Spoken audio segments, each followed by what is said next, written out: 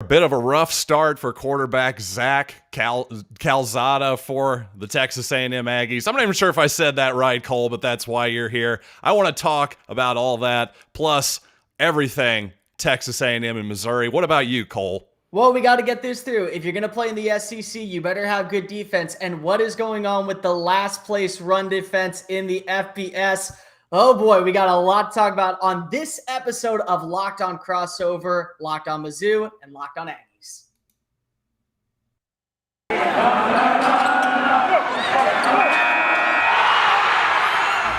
You are Locked On Mizzou, your daily podcast on the Missouri Tigers, part of the Locked On Podcast Network. Your team every day.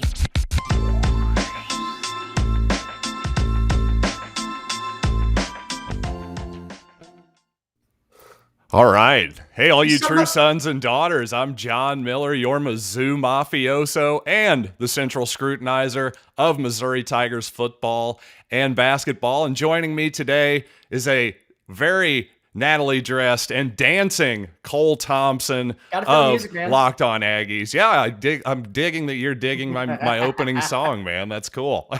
Listen, it's one of those ones that's like you hear every single time that we have to do a Locked On now. So it's like, oh, I just already do it. It's a pretty hot beat. That's why I chose it. Beat. It really is. It's a solid one. Absolutely. I mean, there's very few that actually I don't like by the intros. I've heard I think all of them. I don't think there's one that I really don't like, but that one actually is probably my second favorite. It's a banger without question. It's an absolute banger. Well, you know what? Speaking of bangers, boy, we had a banger of a football game between Texas A&M, who you cover, and actually your alma mater, the Alabama Crimson Tide, this past Saturday, huh? Zach Calzada got the job done. Frankly, I wish we played A&M a few weeks ago when it looked like he was trying to figure things out. How's he looking right now? You know, what's amazing is that it only took a couple of plays for him to kind of slowly get into a rhythm. And I think the biggest thing was that Jimbo Fisher said the entire offseason that this was a battle between him and Haynes King, and it went neck and neck. One of these two could start. But I remember prefacing way at the start of the season, I did not mind if Zach Calzada won the starting job over Haynes King. I did not mind if Haynes King won the starting job over Calzada. What you had to do was get the offensive line right. You had to find the right 5 men up front because you were replacing 4 starters who allowed 4 total sacks last season. And let me make this very clear. They allowed 2 sacks to the last place Vanderbilt team that did not get a single win. They allowed 1 sack to Mississippi State, and they allowed 1 sack against Tennessee. That means Auburn. That means Alabama. That means Ole Miss. Not Ole Miss. They didn't play Ole Miss last year. That means Arkansas. All these teams that we talk about and how great their defensive lines are, they were able to block them consistently to where they weren't able to get in the backfield. So I really thought that was a big, big deal, finding and establishing the offensive line. And this was the 6th offensive line unit that Zach Calzada has worked with this season and that A&M has produced all year. They went in totally with Kenyon Green at left tackle. They actually moved right tackle Blake Traynor to left guard. They had Bryce Foster, the true freshman, starting at center. You had Ruben Fothery, the 6'8" right tackle, long-term left tackle prospect playing right tackle, and Layden Robinson playing at the right guard position, his natural fit. And lo and behold, guess what happened? 3 pressures, 0 sacks, 1 turnover. That was a really bad throw and a miscommunication between him and Anaya Smith. Outside of that, a 300-yard performance, 3 touchdowns. The Cuban Missile, as we call him here in College Station, was electric, just like that. And the kid from Georgia made Texas his home. And more importantly, he will go down in history as just the 2nd quarterback all time to beat Nick Saban during his time at Texas A&M. And the first was Johnny Manziel. We know what happened to him during that run after he picked up the 29-24 victory over Alabama in Tuscaloosa when they were ranked number 1. Yeah, well, Johnny Football in attendance for that ball game as well. Maybe he was your good luck charm. Who knows? But you never know. Yeah, it seems like, like you say, A&M may have figured out that offensive line group. I know they have a couple true freshmen in there as well, but yeah, that's a talented group of young men, though, right? I mean, these are all pretty highly ranked players. Well, Bryce, at least, high school rankings, I mean. Yeah. Absolutely. I mean, Layden Robinson was a 4-star coming out. If Aki comes back, Aki Oganobi, he was a 3-star, but a very high-end 3-star, almost a 4-star. Right. Bryce Foster was one of the more versatile players coming out of Katy Taylor High School, and Ruben Fothery was projected to be a 5-star. I think he finished at like a 94 4.8. So right on the cusp of being a 5-star talent. And coming from Richmond, Texas, big, strong son of a gun. I mean, like that's the best way to put him, is physical kind of guy. It's just about getting acquainted to getting acquainted to college speed. Just like when rookies go to the NFL, you got to get acquainted to that kind of speed. So it's very similar kind of process. And what was amazing is at some point, there were 4 offensive linemen who were true freshmen or first-year starters on that unit, whether redshirt freshmen or actual true freshmen. So for them to be able to pick it up as fast as they did without many live reps is very impressive on its own. But when you have young offensive linemen, you have to be able to give them time to build that repertoire, that cadence, that pressure. They have to be able to kind of figure things out. And unfortunately, for a guy like Bryce Foster, who is a natural guard that plays center because of injury to Luke Matthews, who will be out for the remainder of the year, did not take a single snap because of an injury he suffered during practice during the fall camp. This now becomes a concern. Like, now you need him to step up because of, I'll argue with anybody this, I believe the most important position on the offensive line is the center, not just because they need to have a smart IQ, but how fast they need to be able to get the snap off to then get an initial block. Those are things that you have to trust internally with the kid. And this is an 18-year-old. This is a true freshman. Like, literally, also, he did not come with other players during the spring. He did not leave and graduate early. He finished his high school and showed up in June and was a starting offensive lineman in the SEC 2 months later. I mean, that's very unheard of. That's very unheard of. No matter if it's A&M, if it's South Carolina, if it's Missouri, it's very unheard of to do in the SEC. I was going to say, what is this, Texas? I mean, come on, this guy's prioritizing the prom over spring football. This is unheard of. Hey, I mean, he's doing a good job at least, or at least he did against Alabama, which. To that point, Alabama, I thought, had to bring pressure to get to Calzada. And, into the game there, Calzada hangs in there on a blitz, throws a great deep ball for a touchdown, ends up kind of getting rolled up on, I think maybe by one of his teammates. Was that a knee? Was that an ankle? Have they said anything? It seemed like he was fine because then on the ensuing drive, he was able to scramble for a first down and everything. But has there been any information about Calzada and his possible injury there? Because it looked a little rough. It really did there at first. So I was actually on the sidelines when the play happened, when they got the touchdown pass to Anaya Smith, and it looked ugly. I mean, when you have help coming off the field by 2 medical staff, right? He didn't come off on his own power, yeah. No, and you're thinking that he's done, and we're sitting there and we're like, okay, so Blake Bose, a walk-on freshman, is warming up, has never taken a snap, yeah. No, I mean walk-on freshman, never taken a snap.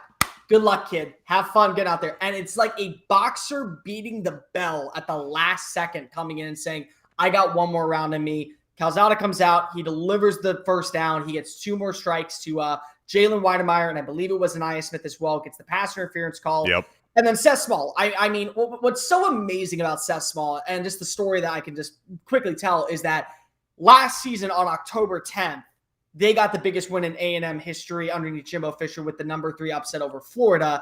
And almost a year to the date, they get the number 1 upset over the number 1 team in America. It was a 24-yard field goal against Florida. It was a 26-yard field goal against Alabama. Final score of both, 41-38. The kid does not miss. I mean, it's one of those things that you cannot paint a better picture. And I think for anybody out there who's just a fan of college football, to see his family and to be able to get that shot of his wife and his kid. I actually retweeted that. That was quite the moment. Yeah. It's a moment that is just one of those things that I think if you're a fan of college football, you appreciate. It's not I'm an Alabama fan. I'm an A&M fan. I only root for Gig'em, or I'm only a Roll Tide. It's if you are just enamored on what can happen on any given Saturday, especially in the conference where, quote unquote, it just means more. To see the true reaction from his wife, Ashley, to see the true reaction from his mom, from his dad, from his little sister, that's something that's never going to go away. That's something that is always going to be enshrined, not just in A&M history, but in the family history as well. So it's a wonderful moment, I think, all around.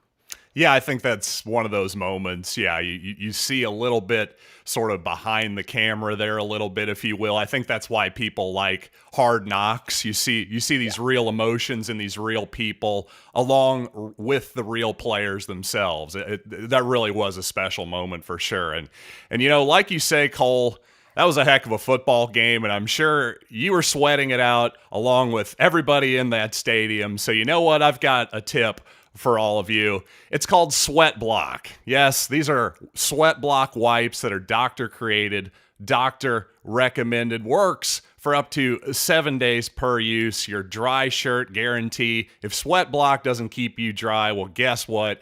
You get your money back. Featured and tested on the Rachel Ray Show by actual firefighters. So you know what? I'm pretty sure it'll work for armchair quarterbacks like me and Cole. So wear what you want. It'll be our little secret. This is a must-have for everyone's toiletry bag. So once again, get it for 20% off at sweatblock.com with the promo code LOCKEDON, or at Amazon or CVS. Once again, promo code LOCKEDON for 20% off at sweatblock.com. All right, Cole, why don't you take it from there, my friend? I know you've got some questions you would like to ask me about the Missouri Tigers. I know it's a come down after playing Alabama, but what the heck? I'm actually kind of counting on that. 11 a.m. kickoff. Perhaps the Aggies will be caught sleeping. But you know what? Cole, you take it from here, my friend. Well, let's just start with this. Jimbo Fisher actually came out and said one of the biggest blunders for this team is going from having a night game with all the intensity to having to wake up at 6 a.m. and get ready to play football at 11 a.m. So you never know what could happen with that. But and we're the kings of 11 a.m., by the way. We're used to this at this point. This is maybe our third or fourth 11 a.m. game. I'd have to check that. But yeah, we're the kings of 11 a.m. One all year. and I don't think, if they continue to win, they're not going to have another, but they could. But John, you won against North Texas. You won against North Texas. We got to put that. Thank God for that. We got to put that in consideration. You were up by like 30 at one point, weren't you? And yes. What the happened? I mean, honestly, what the happened? I got to just ask on that. In the second half, you mean defensively? Just, it's what has happened all season with the Missouri defense has been the real question. I mean, my goodness, the Tennessee game, now that was really the what happened. I mean, you give up, 45 points in the first half. I mean, one of them was essentially on a pick six. I mean, I think they tackled him at the one, but for all intents and purposes, you gave up 38 points to a team that's, okay, Tennessee's fine. They're nothing to write home about. Let's be honest. They're in their first year with Josh Heupel. So, what happened? I wish I knew, quite honestly.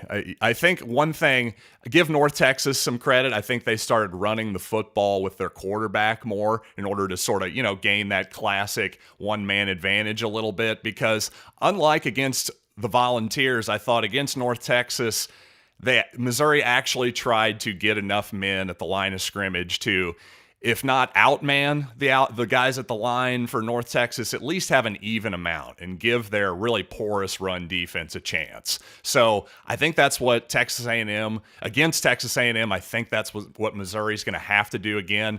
A lot of single high safety, a lot of daring, frankly, the Aggies to throw the ball downfield. What worries me is that they are obviously a good running team with Isaiah Spiller, the other kid, the A-Chain kid, Devin A-Chain, I believe, the good kick returner too, good offensive line, and guess what? A good tight end too. So play action fakes. Missouri's had a lot of problems at linebacker too at that second level. That's what worries me about this football game. So real fast, Devon A-Chain, and I let you have a pass on that because if I'm about ready. Hey, I got A-Chain right. Got to give me that. I'm about ready to butcher his name, and I do it every single time. But Connor Bazelak. Oh, it's Bazelak. Yes, we're now even. Okay. Now we're even. We're even. Okay, listen, that's cool. He's top 10 in every single category in the SEC, and he's really almost top 5 in every single category in the SEC. Passing yards, QBR rating, passer rating, touchdown passes.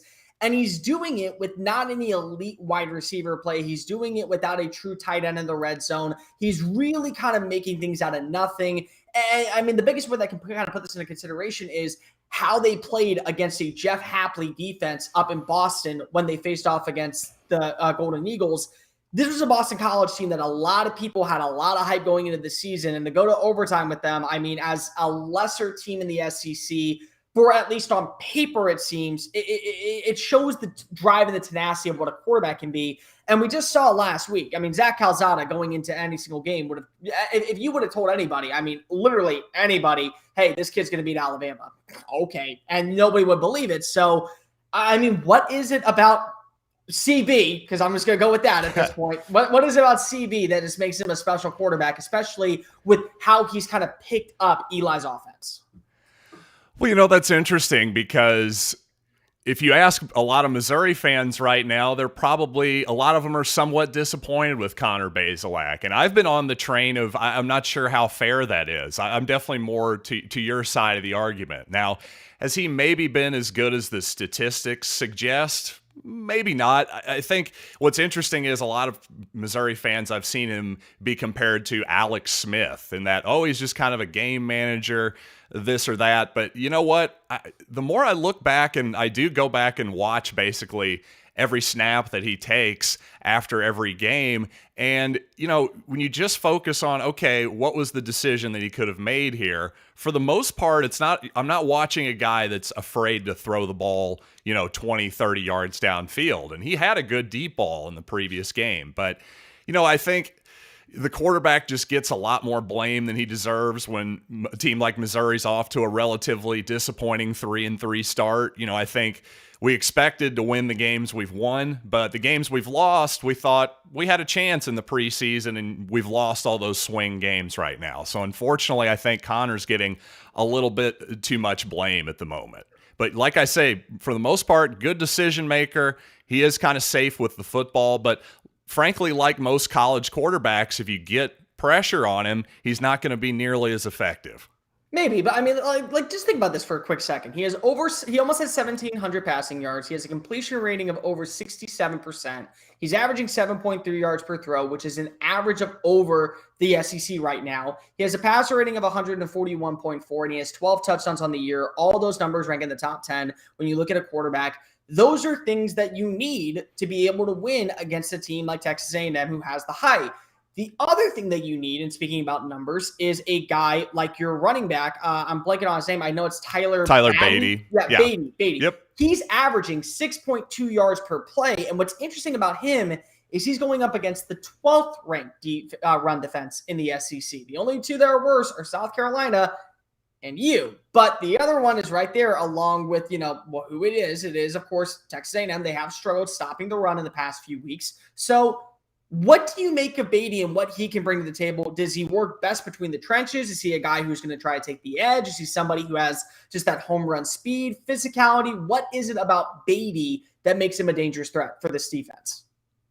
Well, in terms of his style of running, you're going to see a lot of outside zone stretch type plays from Missouri. And, he'll cut it up inside the tackles for sure. But what really makes Beatty dangerous is the fact that he's multi-dimensional. He's an excellent player in the receiving game, especially he's a real danger in the screen game, of course, but he can catch the ball downfield, on a wheel route, that kind of thing too. So to me, that's what makes him a great player. I mean, no doubt he's a real danger on the ground, but he's just as much of a danger through the air as well. But like I said, you're not going to see a lot of 3 yards in a cloud of dust style running plays, like not a lot of dives, that type of deal. A lot of zone blocking from Missouri, pulling guards, a lot of what you see really around the country in the running game, quite honestly, these days.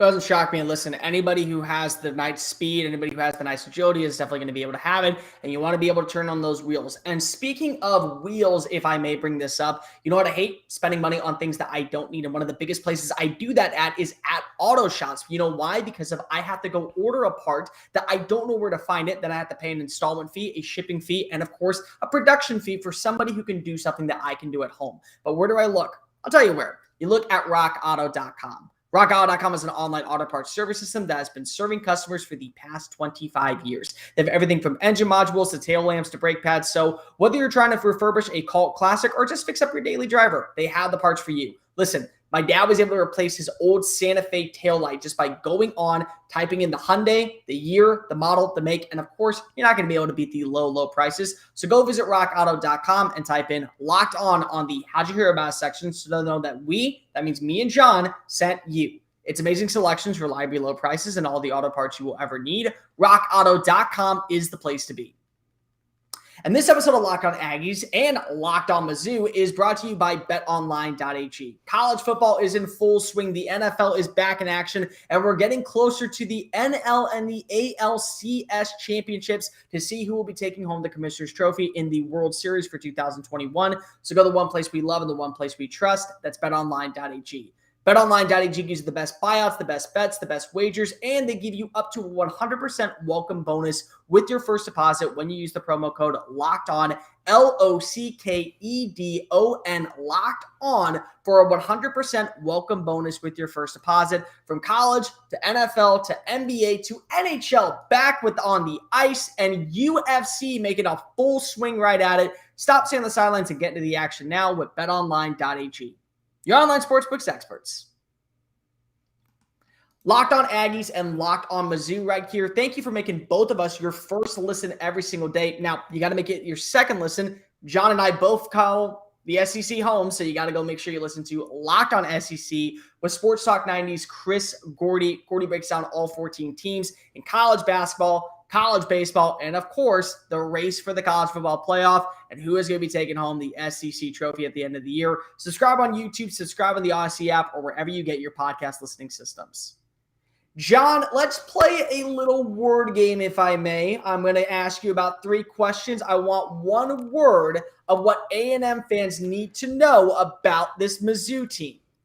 Eli Drinkowitz is...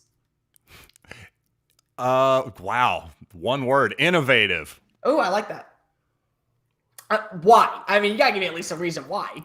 I think he's just a good offensive mind. I think you just see, you look at Missouri right now, one of the best things, you gave a lot of statistics about Connor Bazelak. I think the best thing they're doing offensively right now is when they get it in the red zone, they are punching it in. And a lot of that is in no small part to Eli Drinkowitz and his play design and play calling, in my opinion. You see some cool shovel passes, lots of jet motion, just, good stuff, in my opinion.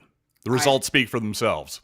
2 more. Connor Bazelak can be productive if, and I'll give you more than one word. You can go ahead and invent. If he has enough time to throw. If he has one word, I'll go protection. Okay. I like that. So, I mean, because how many times is he under pressure as much as it looks like? It depends on the opponent. I thought against Tennessee, he was definitely under more pressure, I think, than he's been all season. And a lot of that was really just missed-blocking assignments when I went and looked back on it. Not to, discredit Tennessee, but I just thought there was some weird confusion there just in terms of, we'd slide the protection left once, and then yet they'd leave somebody unblocked on the right side and just give him a free run at the quarterback. So, yeah, I think, I think Missouri can be better than what they showed a couple weeks ago. That's for darn sure. All right, last one. The defensive player who will have the biggest impact on the game is... Well, if Missouri is going to win, I think it needs to be Trajan Jeffcoat. He's a guy that was second team All-SEC coming into the season, and so far he just hasn't been that productive, quite honestly. And it's not just sacks. We all know sacks can sometimes be a tiny bit on the fluky side statistically, but if you're getting pressures, now that's really where the money is. That's where the consistent action is. Well, Jeffcoat hasn't really been doing that either, but you know what? Last week against North Texas, he kind of showed some signs of life, probably had his best game of the season so far. So to me, if you see Jeffcoat, if you're hearing his name multiple times, Missouri's got a better chance. All right, so I'm going to tell you right now, I was a huge Tyree Gillespie fan. I loved his range. I loved his ability when he was coming out in the NFL draft. Have you guys been able to replace him on the back end? Well, Jalen Carlisle has done a pretty good job at the free safety spot. I think he's been pretty darn good. I really do. But yeah, no, Gillespie's been a very good player. Carlisle's definitely had a rough one against Tennessee. But again, everybody on that defense just about had a rough one against Tennessee. But other than that, I think he's been a darn good player. So so far so good, really, at that spot. It unfortunately happens. All right, John, what you got for me? Any questions about Texas A&M that you want to know going in this game? Well, actually, yes. One thing is I noticed that during that ball game last week, one of the big deals for Texas A&M is they got a lot of pressure on Bryce Young, the Alabama quarterback. And a lot of that was through blitzing, some creative blitzing. Do you think that's what the Tigers are going to see this week, too? Do you think they're going to come after Connor Bazelak? I wouldn't be shocked, and here's the main reason why. Because if there are plays where DeMarvin Leal, who mostly plays inside as a 4-eye technique, will line up on the edge. They will sometimes bring McKinley Jackson or Jayden Peavey in if they're running a nose tackle formation where they're running with a more 6 defensive backfield set. They will have Leal actually line up on the outside. He will work his way inside to the guard, get pressure right at that A gap, and you'll have him and McKinley Jackson both basically attacking the outside and the inside shoulder of the center. That's something that I think Bazelak has to definitely watch out for. The other thing is a lot of stunts. There was a lot of stunts run last week. Michael Clemens did a fantastic job working in to out, working back up. You also saw Tyree Johnson. He was named SEC Defensive Player of the Week for a reason. 2 big sacks. One of the best plays was just bulldozing over Chris Owens and getting pressure into that backfield right away. Bryce Young couldn't even see the play before it unfolded. There is a lot of ways that this team can work. And the biggest thing is that you want to expect this defensive line to be so good because of they didn't really lose anybody. They really returned a lot of key starters. The only guy they lost was Bobby Brown, and they replaced him with the guy who saw significant snaps towards the end of the season in McKinley Jackson. They also have Isaiah Rakes. They have Dallas Walker. They have Fadil Diggs. They have Donnell Harris. They have guys like Michael Clemens and, of course, Tyree Johnson, who are coming off the edge. And then you have DeMarvin Leal, the prized possession of Texas A&M defensive line, arguably going to be a top 10 pick next year. There's a lot of different stunts that you could see run by Mike Elko in this defensive line. I don't know how many you'll see based off the coverage. I'm not sure if, depending on the Eli offense that they see, they may be running a lot of 6 defensive backfield sets. So you could be seeing a lot more 3-man approach where they have a blitzing linebacker like an Edgerrin Cooper. But those are some things that you're going to have to want to see for sure. I like that the name Edgerrin has now made it into like young people now. Edgerrin Cooper. Yeah, kids are old enough now. Yeah, Edgerrin James could have been your daddy or something like that. I love it. I was a child when he was like at his prime. So like that makes me feel great. Right, but seriously though, Leal, your possible top 10 defender there. I noticed he went down in the Alabama game. I think he came back. Is he okay? Oh, yeah, he's fine. Okay. Jayden Peavey. Any other injury updates for the Aggies? Jayden Peavey was one who was injured at some point. He did not come back in the game. He will be active. He is practicing this upcoming week. Chase Lane was very limited. He was injured for most of the first 2 games after it was Arkansas. He got injured halfway through that game. He's now back into the starting lineup. Caleb Chapman, the vertical threat that Damon Demas has been taking over for, still is day-to-day. They don't know his status completely. And Jameer Johnson, the actual left tackle, the guy who's been playing that left tackle spot, was actually held out due to disciplinary reasons. They did not give a specific reason why. He is expected to be back. He is expected to be working with the first team unit. It will be very interesting to see if Jimbo, though, goes with Blake Traynor at guard, Kenyon Green at left tackle, based on the success you saw against Alabama, though. So the line over at betonline.ag is Missouri getting 8.5 points. Of course, the Aggies are the favorites. I assume you think Texas A&M is going to win, Cole, but what do you think? Closer than the experts think, or are we looking at a blowout here? I think it really matters based off the offensive line and the run blocking. I mean, I don't mean to just continue to harp on this, but when you're the worst FBS run defense in the league, it's one of those things where we got to kind of talk about it. And this is a team that does have 2 running backs who both could be 1,000-yard rushers on any given offensive line. So you put them with, say, Georgia's offensive line, one of them's winning the Heisman. That's just the way that it's going to go because both of them can be so dang successful at what they do. But with this offensive line, you don't really know what to make of it. So if you can get the run established pretty early and not just like from the 3-yard line, if you can get it established from, say, from the 40-yard line, and you can get a couple of big-time runs and you can actually extend plays on the ground, yeah, I do think that you will actually beat that 8.5 spread. But if not, you may be relying a lot on Zach Calzada, who I don't know, was this just a performance of a lifetime and then he goes back to bippity-boppity pumpkin that he was, or is he actually going to be starting something very similar that we saw with Johnny Manziel in 2012?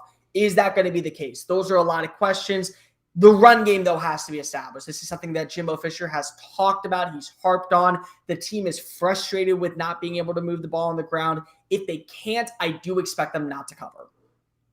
Okay, yeah, I think that's I'm pretty much there with you. And yeah, it's definitely what A&M wants to do. If they want to run the football, well, this might be your week. I'll say that. But I do think it's interesting. How much does Calzada actually keep the ball, like, say, on a read option? Because I think that could potentially be a big deal. If Missouri really stacks the line of scrimmage and he's not a threat at all, again, he got a little banged up last week. Maybe that affects his ability to run. I think that could potentially be a big deal. What do you think, Cole?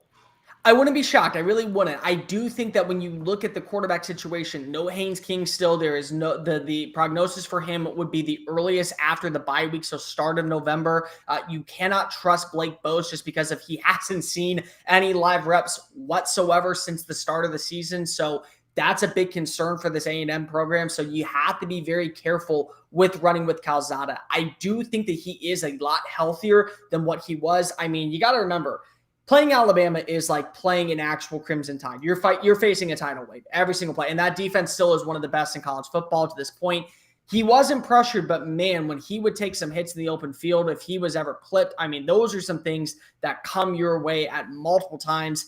I would be very cautious with him this week, but I do think that he is a lot healthier than probably people are looking at across the, greater scheme of things. But that doesn't give it a reason for me to go ahead and just say, hey, let's go ahead and run it 50 times with you, brother. Like, let's go out there and go ahead and strike the ball. If I'm him, if I'm keeping a read option, it's on like a 3rd and 3. It's like on a 2nd and 4. I'm trying to just pick up that first down, and I'm sliding. As soon as I get that first down, dive down, like down immediately. I'm not letting anybody come near me. I'm basically trusting my legs to get that first down, and I am Derek Jeter sliding to home. Like, that's what I'm doing. Right. And if it's 2nd and 4 and you're about to get hit, it's okay to slide short of that first down marker. Live to fight another day on 3rd down, too. No, I agree with you there. Well, Cole, unless you have anything else for me, I think we should probably wrap it up here. What do you think? I think we're good on this end. I really do, because I got to make sure that I give my score prediction tomorrow on Locked On Aggies, and I don't want to give it away right now. I didn't want to pin you down. You notice how clever I was there? That's called a pro right there, my friend. That is called a pro right there. Hey, thanks for coming on. And so for Cole Thompson, you can find him at Twitter, at Mr. Cole Thompson. You can find me at Locked On Mizzou. And yeah, thanks a lot for making us your first listen today. We really appreciate it. Make your second listen again. How about Locked On SEC with Chris Gordy of Sports 790? Guy gets a lot of great guests. I'm really jealous, I got to be honest. So he does. Definitely check that out. So again, for Cole Thompson, I'm John Miller, and this has been a crossover episode of Locked On Mizzou and Locked On Aggies. Kick 'em, y'all. Go Tigers.